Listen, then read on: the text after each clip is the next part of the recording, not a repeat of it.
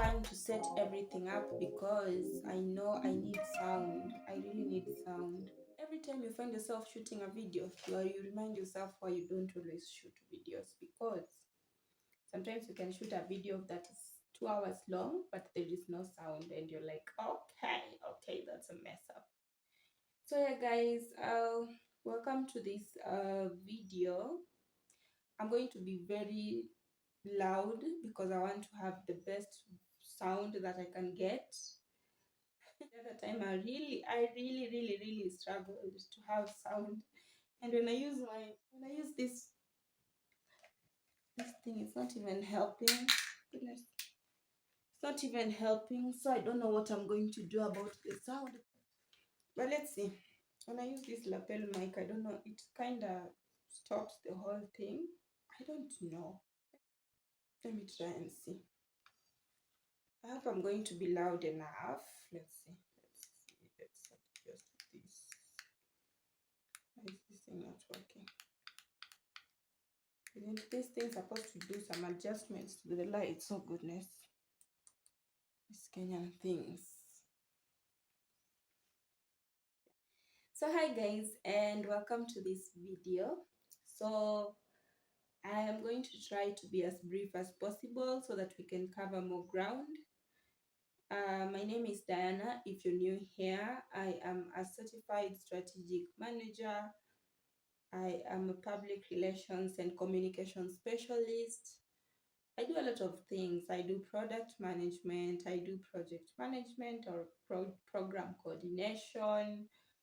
I do event hosting, event management, planning, conceptualization. Okay, management is a group thing. So I do concepts and planning as well. So I've done a lot in my space and I'm thankful, I'm grateful. I started my own farm last year. I'm just a year old. So yeah. And within that year, I've been able to gain much experience. So when you see me looking down, I'm actually referring to my computer. There's some notes that I had written for this video. So that is why I'm referring to it. So this video is both for those who are just getting started in the entrepreneurship in the business space, and those who are already established and the shoe fits, because we all start our businesses at different levels. I have foundation on my hand. Yes, we all start our businesses at different levels, so I will not make it seem like this is just for startups. This is also for you who is somewhere, is just hoping to do incorporate business with your 9 to 5. This one is also for you. So let's get started. But first, let me check the sound. So today we're going to look at 3 things. I have prepared 3 things for us to look at. So before we get started, I've told you about myself. You can also let me know where you're listening to me from in this big world that we're living. So this week I had a small incident that I'm going to share just so that you can know you're not alone. So, and it's also going to cover some of the 3 things that we're going to look at. And okay, maybe let me just keep it until we get there so that it can make sense. Yeah, I've said today we're going to look at 3 things. We're going to look at your product and launching your brand. Then we're going to look at customer acquisition and management. Then we're going to look at developing a high selling strategy. So we're going to look at that within, say, 30 minutes or so or less. And I hope I'm going to keep time. So yeah, so let's get straight at it because I don't want to waste so much time in explaining. So let's look at your product.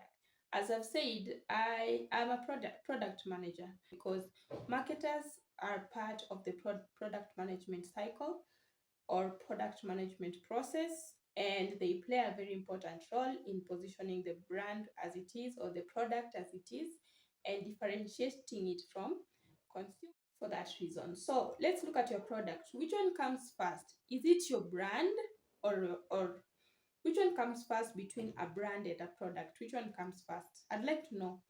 if I would ask you, if you want to start a business today, which one comes first? Is it a product in itself or a brand? Do you first think of the brand or do you first think of the product? I just like to, you know, let your mind do a lot of thinking and just think about it for a second. We have a product on one side and we have a brand on the other side. Which one comes first? For me, and for someone who has actually done some pretty much a lot of work within product management and brand management, I would say there's the brand concept. There's the brand concept, and then there's the product. So let's say, like me, for instance, I work at ensuring that we have great organization systems and we have great processes and everything that leads to productivity. That is what I aim at. I'm not just a marketer anymore. So starting out, I wasn't just a marketer. I'm just here to market your products and go my way. Then I realized that is not some of the strengths that I have. My strength is in strategic management so that I ensure you're developing processes, you're developing systems, you're developing structures within your organization that actually work. So, if that is my brand concept as DPR, we are a public relations firm, then where does all that come from? Because it is out of the services that I offer that you end up having products and services being sold, or products and services that are sold. Out of what? Out of me developing strategic solutions to help you with your team management, to help you with your product management, to help you with your project management, whichever level you are at, right? So for me, I believe strongly that a brand is a concept that you have before you even start a business. But then I also think that a brand can be defined in very different ways. So, just to say that if I have a concept of ensuring that there is productivity and there is revenue growth in your organization, and there's growth actually in your organization, you need to have systems in place, people in place, processes in place, or even structures in place that lead to the success of the organization.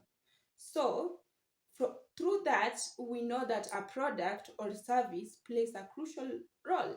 So we have, I was almost saying lol, a crucial lol.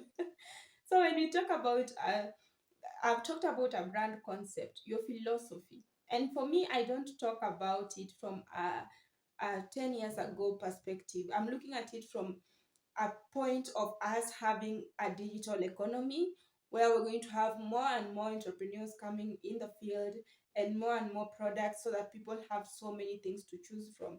So why would someone choose you and not your competitor?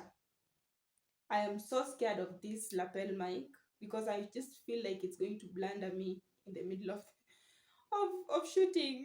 Okay, I hope it works. I hope it's not struggling to get sound. So why would someone pick you and not your competitor? In this economy where you sell products online and someone doesn't have to really interact with your customers on the ground. So that's why you find that a brand concept, or where you're coming from, your philosophy about life comes into play.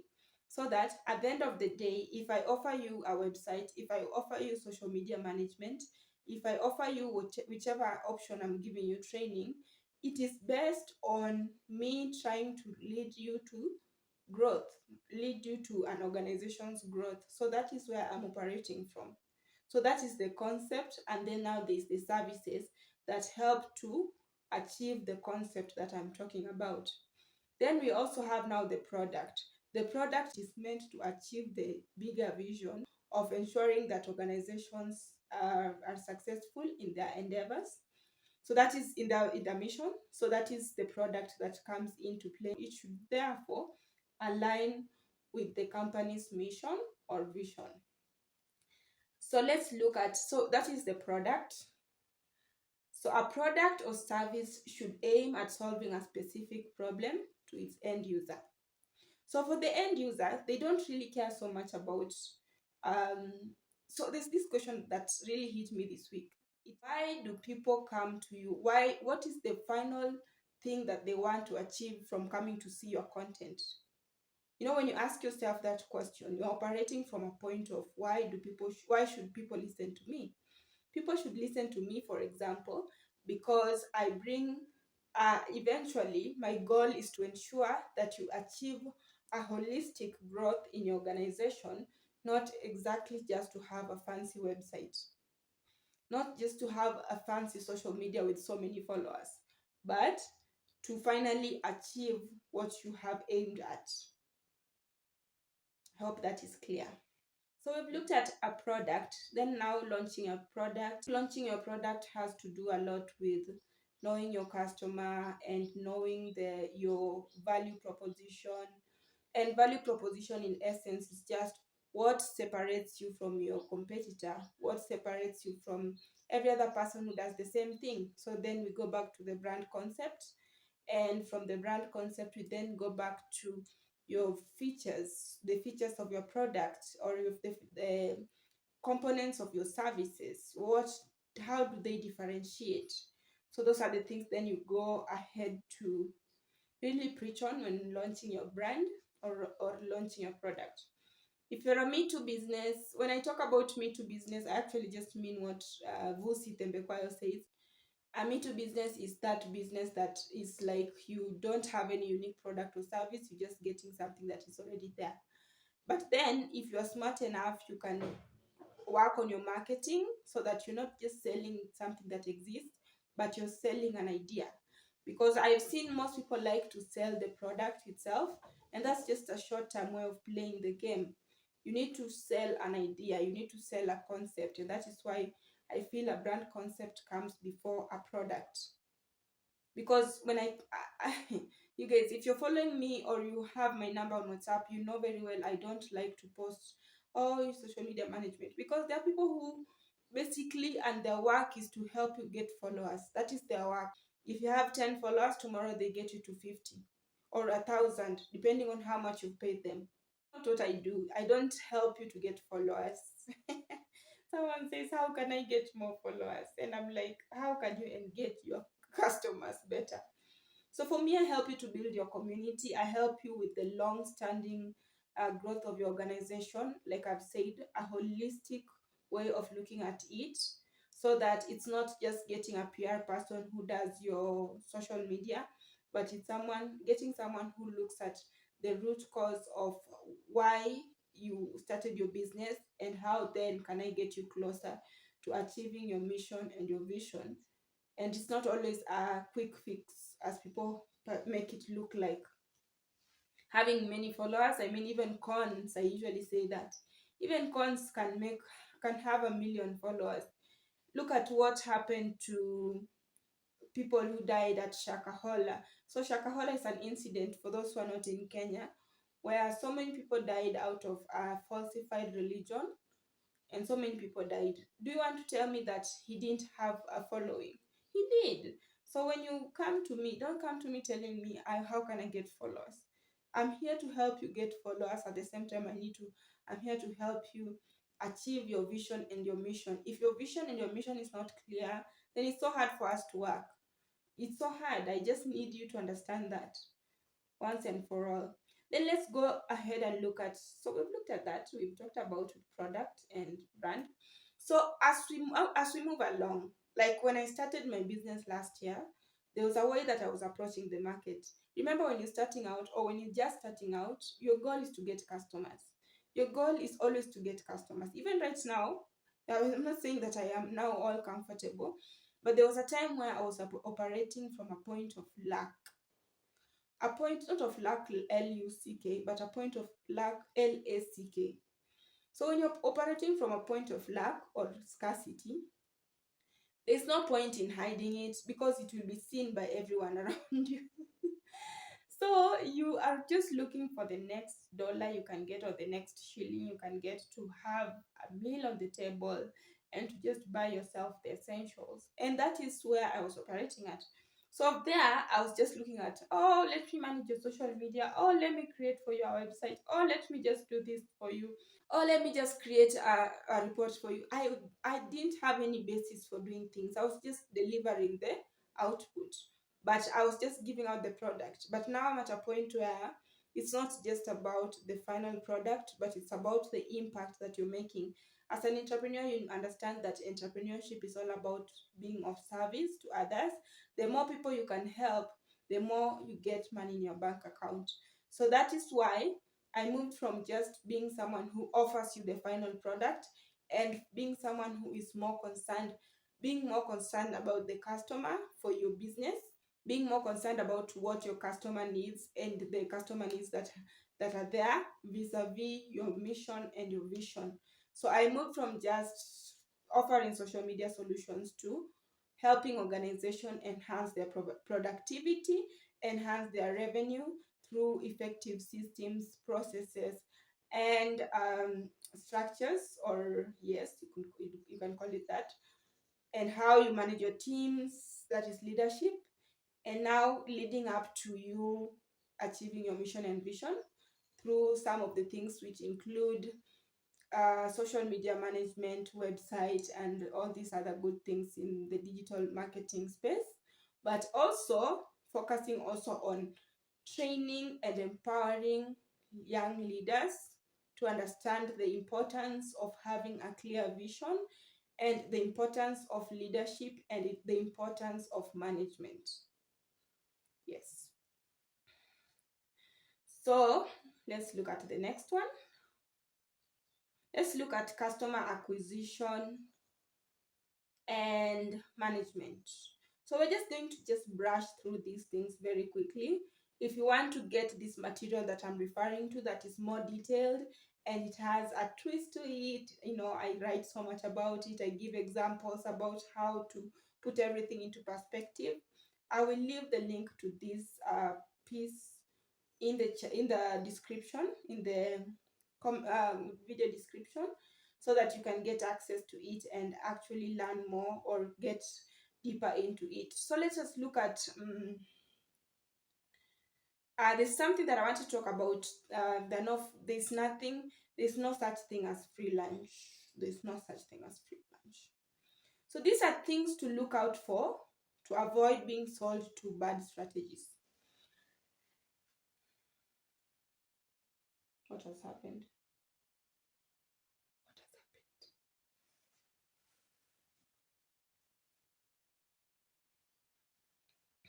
So this power outage, yeah, that is power outage, definitely. So that one, I think we're going to look at it in there. So just like when you are buying a product or when you get a random call of someone trying to sell you an idea, there are these common cues that your intuition nudges you to be keen on to avoid being swindled. So I'm actually facing a power outage right now, and I hope guys you're going to bear with me. So there are these common cues that your intuition nudges you to be keen on to avoid being swindled. So we've said we're going to look at strategy, we're going to look at product, we're going to look at customer acquisition and management.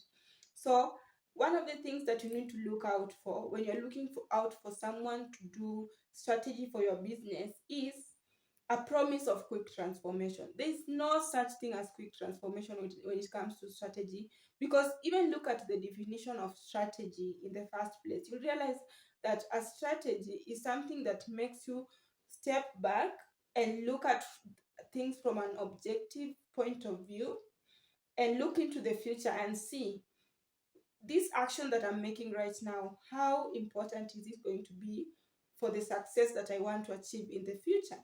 So that is what strategy basically is. Like, thinking strategically means putting yourself out of your business and just looking like 5 years from now, will this really matter? How will this action or how will this partnership contribute to the growth of my organization? So that is how strategic thinking is. So if someone promises you a quick transformation, that is not something that you need to really be focused on, because you know very well in business there's no such thing as quick transformation. We want it to be there. We want to benefit from the fruit of quick transformation, but you know very well, if you want something to be done quicker, it's either you're going to pour so much money into it, which I'm sure some of you starting out may not have that amount, or you will have to wait for until the opportune time so that you can achieve the, or you can reap the benefits of a strategy. So if a promise of a quick transformation is given, just know that's not going to work. Then number two, the need for urgency to get the product or service. So you find sometimes, there's a time I really wanted to work with a certain software, and I was told that so that you can be part of this program, you have to pay right now, because if you don't pay right now, then you're going to lose this discount, which is very true. Sometimes you need to work on getting the discounts, especially if you do your own research, because there are people online nowadays that you only meet them for the first time, and they promise heaven. So you have not even done your research. You have not even done your analysis on the cost of this product or service, so that you're sold to a strategy, and they tell you that you need to buy it right now and then, and let it just happen that you have money in your bank account or in your M-Pesa. You end up purchasing that deal thinking that it's going to help your business, only to end up being frustrated. So you need to really be cautious, and you need to be a forward thinker, so that if there's something that you're looking out for, just know the prices, know the price ranges, and don't be quick to just jumping into anything. So then there's unreasonably low costs for the big offer. So you realize that there's something that you know very well. And this really goes to telling you that being lazy and doing business cannot work. You cannot be lazy and do business. Because when someone promises you of less effort, everyone is looking to save time. So if you feel like, so I can really surpass all this, then you're very quick to buy that product, because you think, then I won't have to do this, or I won't have to do that. Sometime I saw a product being sold, a camera was being sold on one of these big e-commerce platforms at just a very small amount, and they were talking of having very high megapixels and all that. So I was very quick, because I was still naive, and I went ahead and bought the camera, only to find it was really not what I expected. It wasn't even close to a kabambe's camera. Yeah, so that is not value for money. So unreasonably low cost for the big offer. Keep an eye out for such. Then broken links, substandard images, or stock images with lots of grammatical errors. Sorry to say this, but even some of us in business do this. And I keep telling you, never assume anything, because you don't know who's looking. So you are very quick to be posting things that are very substandard, and they're really messing with your brand image. Now you see there are broken links, substandard images, stock images with lots of grammatical errors. Just get someone to go through your website. Get someone to have your website audited, and just see where you are getting leakages in terms of your sales. Because there's no need of looking like a fraud. These are people who swindle others, and this is how they look like. And your brand is also looking like this. You are not a forward thinker. Then we have incessant calls, emails, or texts reminding you to make a purchase. There is need for us to know that a customer is not a fool. Let me repeat that. A customer is not a fool. So when you keep on begging them and asking them and telling them, please buy, even us in relationships, we don't like people who just keep nagging us. When you nag someone, you're making them go away from you than just come closer. So these are people who just want to con you. Cluttered websites or landing pages with too many ads blocking your navigation. You just have seen those ads where, especially the ads that we used to get movies, pirated movies, you find they just look hideous, and that is what you're using to sell your products, and you're expecting to get more revenue. So while it is intuitive to sense something is off about an offer, most consumers still end up falling for the same trick, because they're desperate for transformation or to get results, which they never get. So you have to be very careful. If you believe hiring a professional with a proven track record is too expensive, then you will spend more money on marketing and PR contingencies. So when you don't want to spend, or you don't want to get someone who can work on your project, and you just want to go ahead and do the shoddy shambolic things that I've listed, then you end up spending so much of your money recovering from bad PR than actually reaping from that strategy that you've. And most, I mean, Kenyans, we need to wake up and realize we're living in a very different world where if we're not careful, we will still allow people to be shipping products that we produce in this country just because you are really not keen on how you're presenting yourself. You could be having the best product, but how you make it, you present yourself really matters, to not just to your customers, but also to investors and stakeholders. So if you're not keen on such things, you just look like another fraud. Why would a consumer prefer to buy products from a globally trusted brand than from a local shop in their country offering the same thing? That is it. My honest response would be consumers have become more vigilant and they are keen on getting value for their hard earned cash. Consumers are presented with so many options every day. I personally refrain from watching unnecessary videos on my feed because the algorithm will tend to bring more of whatever quick search I make. So you find that we have so many options. But if you don't present yourself as the obvious solution, then you're going to miss out on the market share. So, and then number two, due to the vastness of options that are available, some businesses, not yours, I'm just saying some businesses, decide to take the shortcut. At we just looked at some of the shortcuts that people can take to make quick sales. This causes consumers to grow doubtful about the local offers, even when they can greatly benefit from your product or service, because you just want quick fixes. Refrain from that. I'm just telling you, refrain. These are things which are very common, but very obvious, but you find so many people miss out on. So let's look at creating a compelling offer. So a compelling offer is one that consumers feel they cannot get a better deal than what has been presented. So when you're running discounts regularly, we're not talking about the discounts we looked at earlier, the ones that you don't even know the initial price, what the initial price was. When you're running discounts regularly or having a loyalty program for your regular clients, that's a good way of creating value, giving value to your customers. Working good stuff on special occasions, days, like some people don't even look at such things, they just don't care. And you wonder why you're not growing. Then running special programs on a segment of your audience or their family, those are things that you can incorporate in your strategy and you get more. I've come to realize sometimes you don't have to reinvent the wheel. You just have to work around what exists. Free delivery services, that goes without saying. A free trial, then you have free resources in addition to valuable support. So you have, like right now when I'm telling you, there's the video and then there's also the written that I have written, and it is more comprehensive and it has examples and all.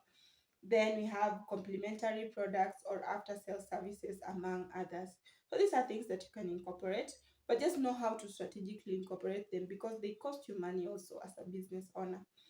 Then let's look at customer acquisition and management very fast because I'm seeing the video is almost getting to 30 minutes. So in business, there are only 5 ways of acquiring clients.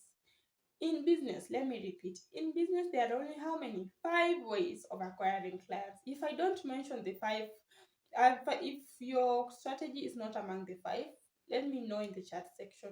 But for me, I know there are only five. Number one is walk-ins. If you have a shop, someone just walks in and buys from you. They don't care about your brand concept. They don't care about anything. They just want to fulfill or satisfy their need. Maybe they're thirsty and you sell water. Just go get the water and go their way. Then we have cold calls or emails. I'm getting a call right now. So let's continue. That was a bit of interruptions, but you just have to pick your phone. Then we have walk-ins. So I said there are only 5 ways of getting a client. 5 ways of getting a client. So you have walk-ins. cold calls or emails that I do every day. So they are cold calls are just important because sometimes you might not know. You might just there's a time they say ask and it shall be given. There's a time I didn't even have a client when I was starting out, and I just decided to make a cold call, like just the first one, and I got a meeting. So that was something that made me realize that cold calls are not to be underestimated. And then there's creating content, lead generation through organic or paid content. So like what I'm doing right now, you can either decide to create content or come up with adverts online by getting more leads. So, and it's very important to create content so that you don't know who's going to watch your video at the end of the day. So you just have to. Then we have referrals. Those are people who satisfied customers who send more people your way. Then finally, we have partnerships. Partnerships work in different ways. Yeah. So then, on top of that, there are only 3 ways to increase revenue. So there are 5 ways of getting clients, and then there's only 3 ways of increasing revenue. Number one, by getting more clients. If it's not so obvious. So if you're just having one customer, you are limiting yourself from what you could get from so many clients. So you need is therefore to look at how was I able to get this first customer, to replicate the whole strategy and make more customers. And then the second one is getting your clients to pay more for your product or service. So now raising your cost. So when I started initially, I would charge very low cost on the things that I was offering. And because I did web development and I had to learn the skill. So at first I didn't really know what I was doing. But eventually when I got a hang of it, I have to charge more. So now getting more people to pay more for your product or service.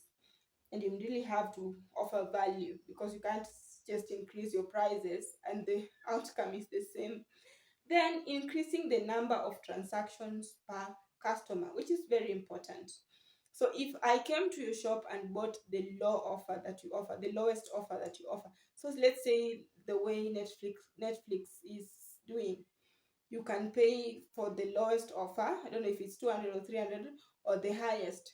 So if you get someone to move from paying the lowest offer to the highest, then that means you're winning. So how do you get clients from paying to the lowest to getting to the highest? That's another story altogether. So ask yourself, what can I do to achieve that? So let's look at the final one on customer acquisition. Then we go to customer management. So if it were easy, every business would be a success. Here are 10 reasons why most businesses miss the mark. Having a bad copy, like we said, you have grammatical errors in all your things, you have typos and all that. Also, remember the list of the ways we can identify scams.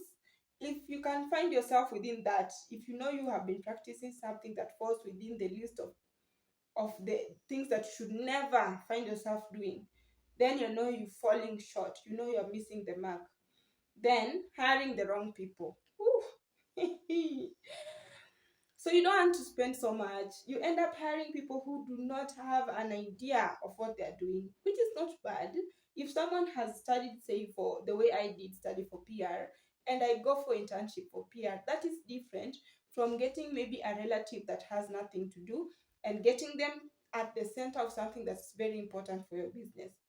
If you hire the wrong people, that means the wrong culture fit, and that's something I've just written about today. I'll leave the link so that you can understand how getting the wrong people to work on your brand or your business is going to injure your business so much. And then under budgeting. So for you, it's all about saving. You don't want to spend even an extra on strategy or anything. You just want to do things according to what your intuition says. You don't want to work with data. You're just there. And you think you're going to scale. You may not scale really.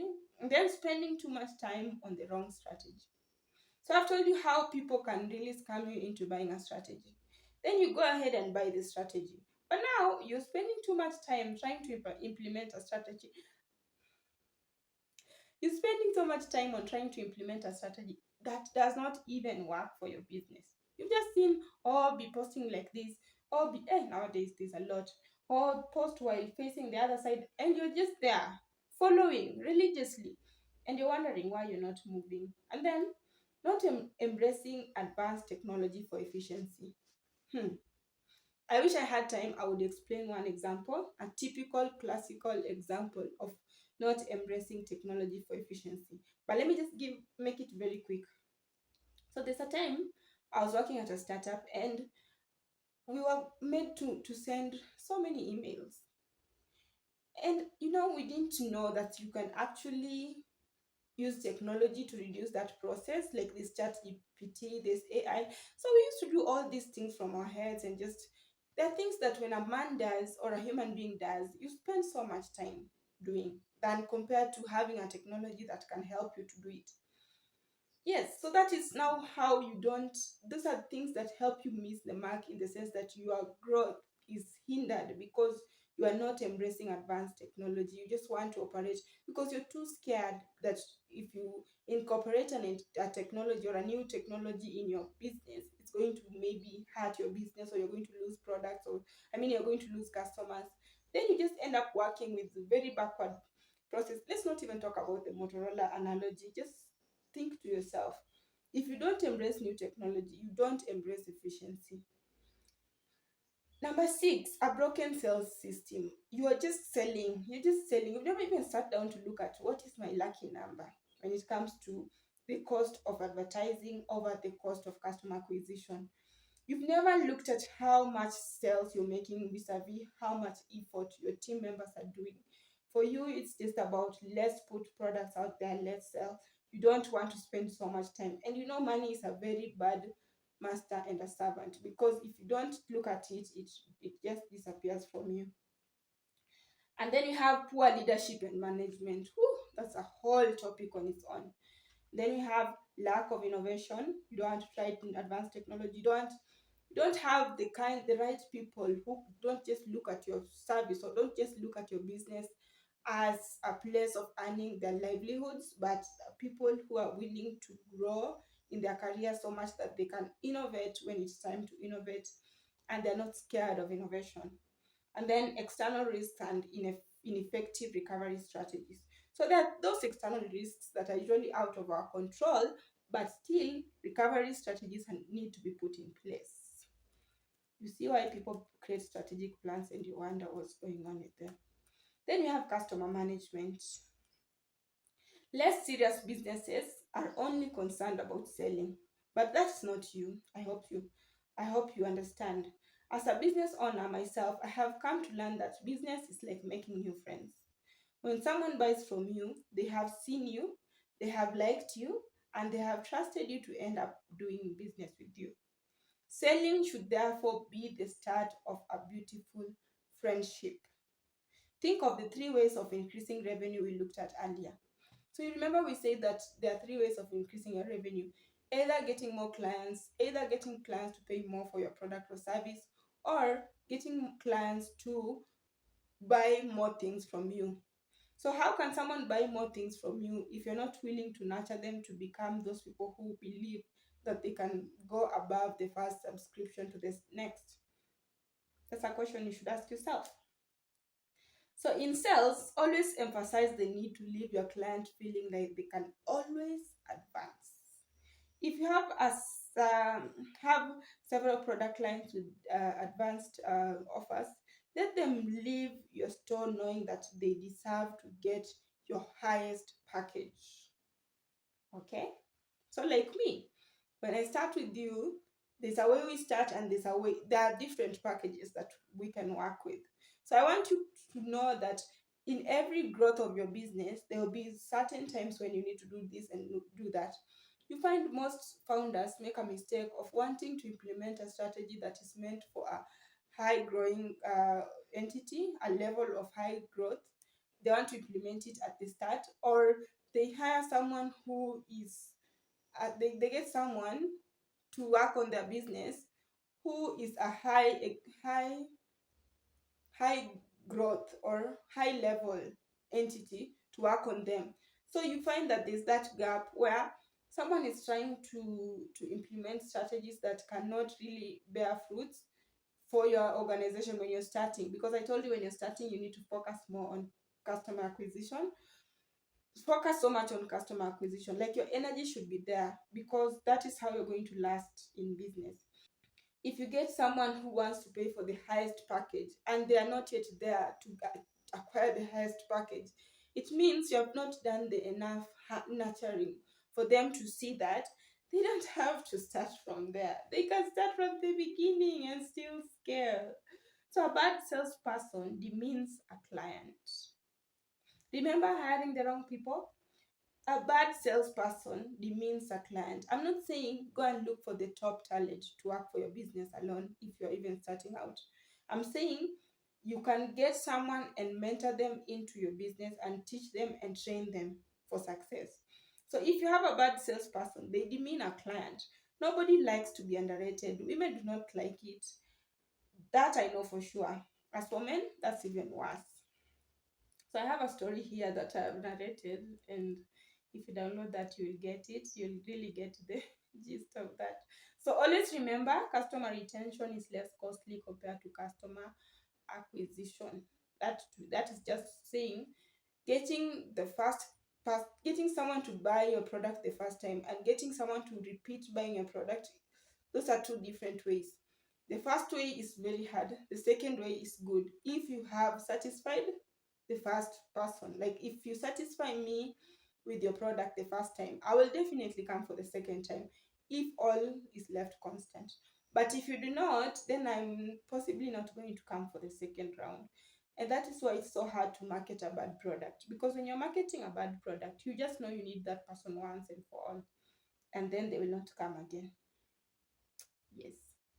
So developing a high selling strategy. This is the last one, and then we call this a video. So if you want all these, because I have it all written down with more comprehensive examples and all that for you to look at, then you can just easily go down here and download it for free. I have said for free. I don't normally put my stuff for free, but you can get it for free because I think these are just important information you need to know. So we have looked at product or service, your product or service. We have looked at acquiring clients, and then managing clients. I've said it's about getting them from one level to another, and managing clients, I usually say, has three elements to it. That they should be constant communication, and they should be a very great customer experience, and also there should be a very great customer support. That leads to the whole customer management thing. If you can nail the three, then you are good to go.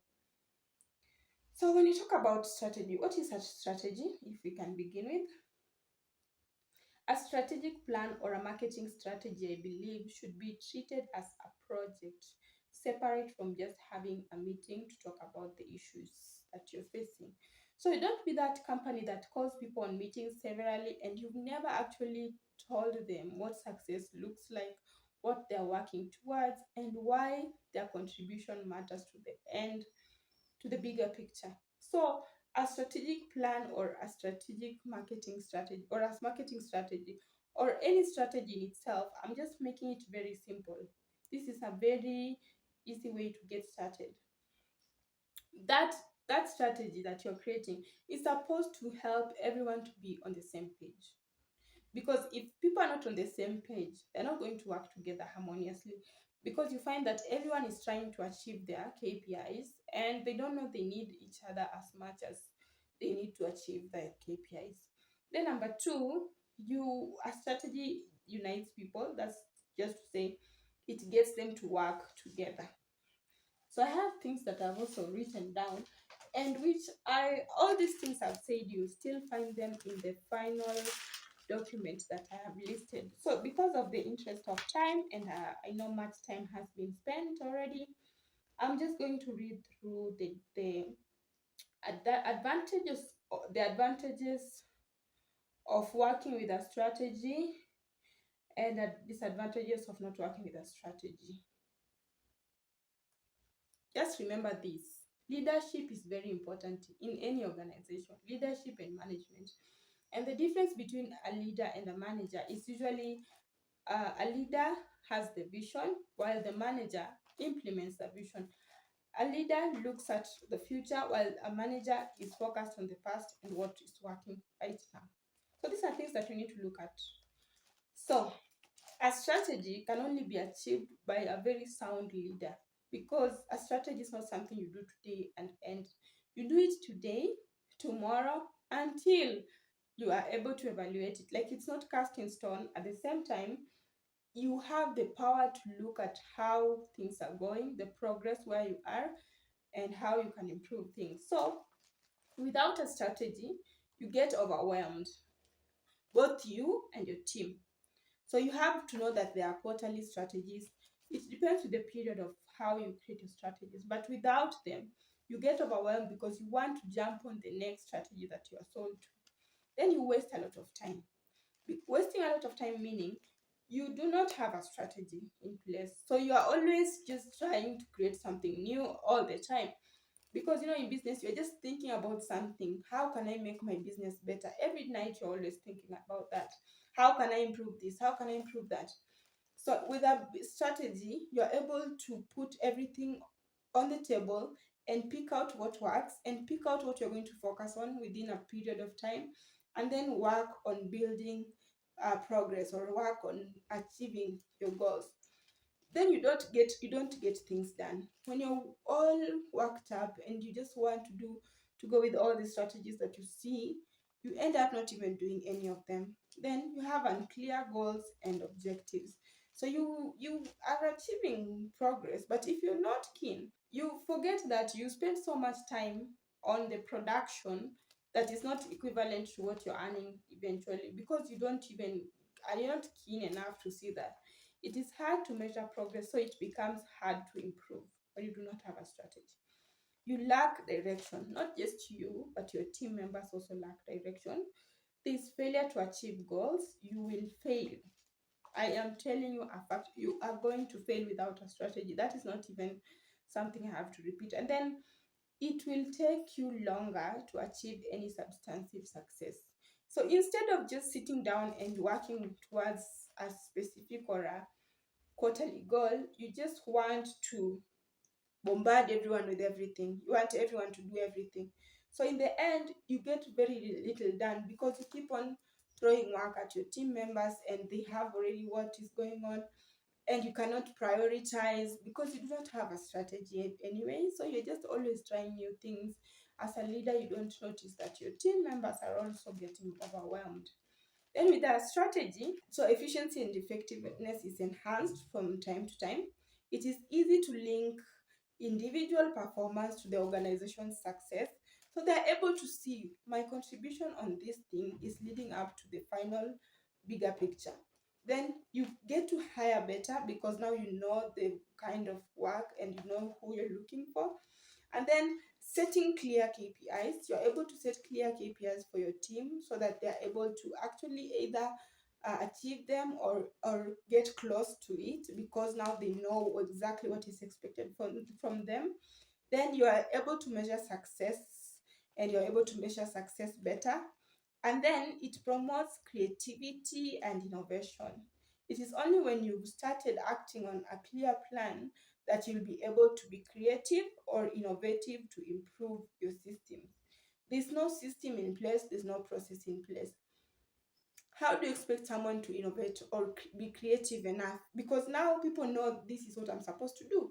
Then they know this is only where I need to focus on.